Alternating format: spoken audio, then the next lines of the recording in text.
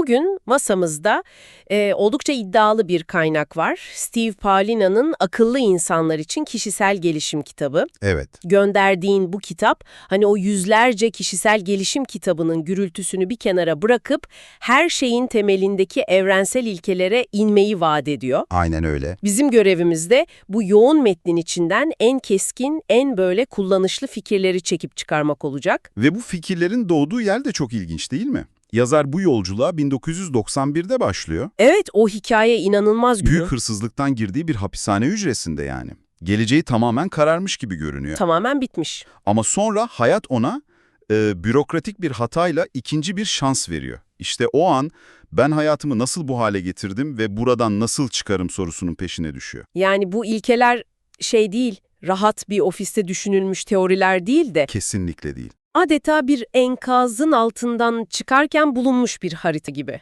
Çok doğru bir benzetme. O zaman direkt bu haritanın özüne inelim mi? Yazar bütün kişisel gelişimi 3 temel yapı taşına indirgiyor. Hakikat, sevgi ve güç. Hı hı. Kulağa çok basit geliyor ama sanırım olay ayrıntılarda gizli. Hakikat ile başlayalım. Bu ne demek? Sadece dürüst olmak mı? O çok daha fazlası. Pavlina için hakikat her şeyin mutlak başlangıç noktası. Başlangıç noktası. Evet, yani diyor ki gelişim ancak ve ancak mevcut durumunu tüm çıplaklığıyla hatta acımasızca kabul ettiğinde başlar. O acımasızca kısmı önemli. Çok önemli.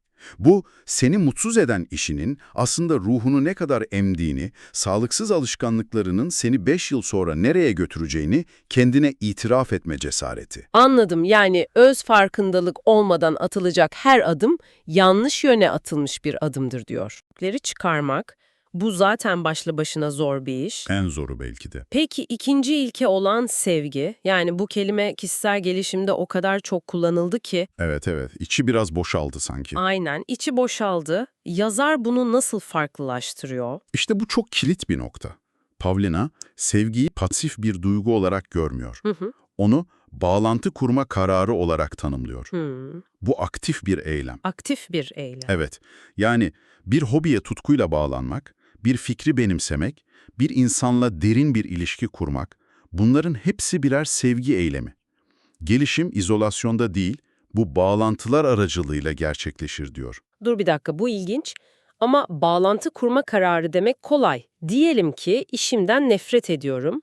Bu hakikat. Tamam, O işle nasıl bir sevgi bağı kuracağım? Bu biraz zorlama ve gerçekçi olmayan bir beklenti gibi durmuyor mu? burada sevmediğin şeyle zorla bağ kurmanı söylemiyor. Tam tersi. Hmm, Senin neyin canlandırdığıyla, neyi sevdiğinle bağlantı kurarak o sevimsiz durumdan çıkacak enerjiyi bulmanı öneriyor. anladım. Mesela işinden nefret ediyorsan, sevdiğin bir alanda yeni beceriler öğrenmek için bir kursa yazılırsın. O kursla, oradaki insanlarla bir sevgi bağı kurarsın. Hı hı. O bağ sana motivasyon veriyor. Aynen öyle. O bağ sana mevcut durumdan çıkma motivasyonu verir. Yani sevgi, kaçış rotanı aydınlatan bir fener gibi. Tamam, şimdi çok daha anlamlı oldu. Pasif bir his değil, aktif bir yönelim. O zaman gelelim üçüncü temel ilkeye, güç. Evet, güç. Bu da hemen akla başkalarını kontrol etmeyi, tahakkümü getirebilen, yanlış anlaşılmaya çok müsait bir kelime. Kesinlikle o anlamda değil. Buradaki güç tamamen kişisel egemenlikle ilgili. Hayatının direksiyonuna geçme yeteneğin. Kurban psikolojisinden çıkmak. Aynen. Kurban psikolojisinden çıkıp bu benim hayatım ve sonuçların sorumluluğu bana ait deme iradesi. Ne istediğine karar vermek ve o yönde odaklanmış eylemde bulunmak. Anladım. İşte bu güç ilkesi, yazarın o hapishane hücresindeki anısıyla doğrudan bağlantılı zaten. O ana kadar hayatının kurbanıydı. Gücü keşfetmek, şimdi direksiyona ben geçeceğim deme iradesini bulmaktı. Çok net. Hakikat. Nerede olduğunu bilmek. Sevgi. Nereye gitmek istediğini hissetmek. Güç. O yönde gaza basmak. Mükemmel özet. Peki bu üçü bir araya geldiğinde ne oluyor? Kitapta bu üçünün kesişiminden doğan ikincil ilkeler olduğundan bahsediliyor. Aynen öyle. Sistemin zarafeti de zaten burada ortaya çıkıyor. Bu üç ana ilke birleşerek 4 tane daha güçlü ilke oluşturuyor. Mesela. Mesela hakikat ve sevgi birleştiğinde birlik ortaya çıkıyor. Bu hepimizin ve her şeyin birbiriyle görünmeyen iplerle bağlı olduğu anlayışıdır. Hı hı. Sevgi bir şeyle bağ kurma kararıysa birlik o bağın zaten var olduğunu derinden hissetmektir. Bu da empatiyi, şefkati doğurur. Anladım. Peki hakikat ile güç birleşince ne oluyor? Aklıma hemen disiplin ya da özgüven gibi kelimeler geliyor. Yakın kavramlar ama yazar buna otorite demiş. Otorite. Neden özellikle bu kelimeyi seçmiş olabilir? Benim anladığımdan daha derin bir anlamım var. Tam olarak öyle. Otorite sadece disiplinli olmaktan öte bir şey. O, hayatının komutasını ele almaktır. Komutasını almak. Evet, ne yapılması gerektiğini bilmek, hakikat ve bunu yapacak güce sahip olmak güç. Yani sadece sabah 5'te kalkma iradesi değil, neden 5'te kalktığını bilme bilgeliğidir. Vay, bu iyiymiş. Bu ikisi birleştiğinde hayatında neyin önemli, neyin önemsiz olduğuna dair net bir vizyonla hareket edersin. Dış etkenlerin seni oradan oraya savurmasına izin vermezsin. Kendi krallığının hükümdarı olursun. Kendi hayatının otoritesi olmak. Bu güçlü bir metafor. Sevgi ve güç birleşimi de sanırım en aşina olduğumuz kavram. Cesaret. Tam isabet. Cesaret, korkuya rağmen kalbinin sesini dinlemektir. Klasik tanım. Evet ama temelinde şu var. Sevgiyle kurduğun bağlardan, yani senin için değerli olan şeylerden aldığın motivasyonla eyleme geçme gücünü bulmaktır. Sevdiğin bir işi kurmak için maaşlı işini bırakırsın. Sevdiğin bir insan için konfor alanından çıkarsın. Yani sevgi yakıt, güç motor. Cesarette o arabayı sürmek. Aynen öyle. Geriye tek bir kombinasyon kaldı. Üçünün de buluştuğu o merkez. Hakikat, sevgi ve güç. Bu nedir? İşte bu, yazarın sisteminin zirve noktası. Zeka, Zeka mı? IQ gibi mi? Hayır hayır. Pavlina, gerçek zekayı IQ testleriyle ölçülen bir şey olarak görmüyor. Bu üç ilkeyle mükemmel bir uyum içinde yaşama becerisi olarak tanımlıyor. Anladım. Yani gerçeği olduğu gibi görebilmek, hakikat, neye değer verdiğini bilmek, sevgi ve bu doğrultuda bilinçli adımlar atabilmek, güç. Bu üçü hizalandığında yazarın iddiasına göre özgünlük, yaratıcılık ve akış hali doğal olarak ortaya çıkar. Tamam, bu 7 ilkeden oluşan çerçeve zihnimde oturdu. Hakikat, sevgi, güç. Ve bunların birleşiminden doğan birlik, otorite, cesaret ve zeka. Ama hayatına otorite kat demek, birine yol tarifi vermek gibi değil, soyut kalabiliyor. Çok doğru. Kitabın ikinci yarısı sanırım bu teoriyi pratiğe döküyor, değil mi? Kesinlikle. Kitabın geri kalanı tamamen buna odaklanıyor. Bu 7 ilkeyi bir pusula gibi kullanarak hayatın en temel alanlarında, yani alışkanlıklar, kariyer, para, ilişkiler gibi konularda nasıl yol alabileceğimizi gösteriyor. Harika. O zaman hepimizin kanayan yarısından başlayalım. Alışkanlıklar. Sigarayı bırakmak, spora başlamak. O bitmeyen savaşlar. Evet, bu model bu savaşta bize nasıl yardım ediyor? Yazar, tek bir ilkenin yetmeyeceğini, üçünün de devreye girmesi gerektiğini söylüyor. İlk olarak hakikat. Bu alışkanlığı sürdürürsem 5 yıl sonra nerede olurum sorusunu kendine dürüstçe sormalısın. Olası en kötü senaryoyu tüm çıplaklığıyla görmelisin. Acı gerçekle yüzleşmek. Aynen. Ardından sevgi ilkesi devreye giriyor. Bu zorlu süreçte tek başına olmak zorunda değilsin. Spora başlayacaksan bir arkadaşınla anlaşabilirsin.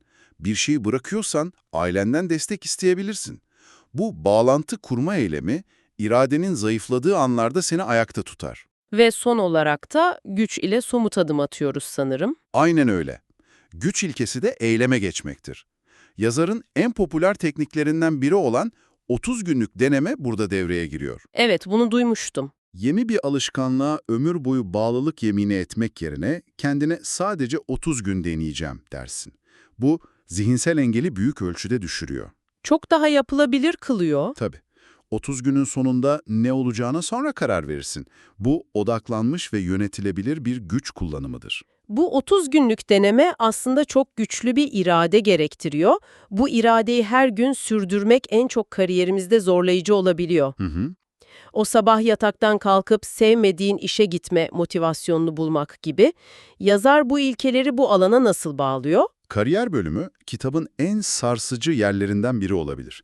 Yazar, kariyeri para kazanılan yer olarak görmeyi bırakıp, birincil yaratıcı kendini ifade etme alanın olarak görmeni öneriyor. Kendini ifade etme alanı. Evet ve kariyerin iki bileşeni var diyor. Araç yani ne yaptığın, mesleğin Ve mesaj, yani bunu neden yaptığın, amacın. Aynen. Ve insanların çoğu yanlış şeye, yani araca odaklanıyor. Doktor olmalıyım, mühendis olmalıyım gibi. Oysa asıl önemli olan mesajındır diyor. Peki o mesajı nasıl bulacağız? Çoğumuzun bu konuda en ufak bir fikri bile yok. Bunun için çok basit ama bir o kadar da derin bir egzersiz öneriyor. Boş bir kağıt alıp en üste hayattaki gerçek amacım ne diye yazmanı istiyor. Tamam. Sonra aklına gelen her cevabı, ne kadar saçma olursa olsun, yazıyorsun. Para kazanmak, iyi bir insan olmak, borçlarımı ödemek. Yazmaya devam ediyorsun. 15-20 dakika hatta 1 saat boyunca. Durmadan. Durmadan. Yazar diyor ki bir noktada seni ağlatan, tüylerini diken diken eden bir cevap gelecek. Vay. İşte o senin mesajındır.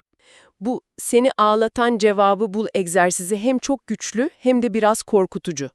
Çoğumuzun o kadar derine inmekten kaçındığını düşünüyorum. Kesinlikle. Çünkü o cevapla yüzleşmek mevcut kariyerini hatta hayatını tamamen sorgulamak anlamına gelebilir. Tam da bu yüzden hakikat ve cesaret ilkeleri burada çok önemli. O cevapla yüzleşmek hakikattir.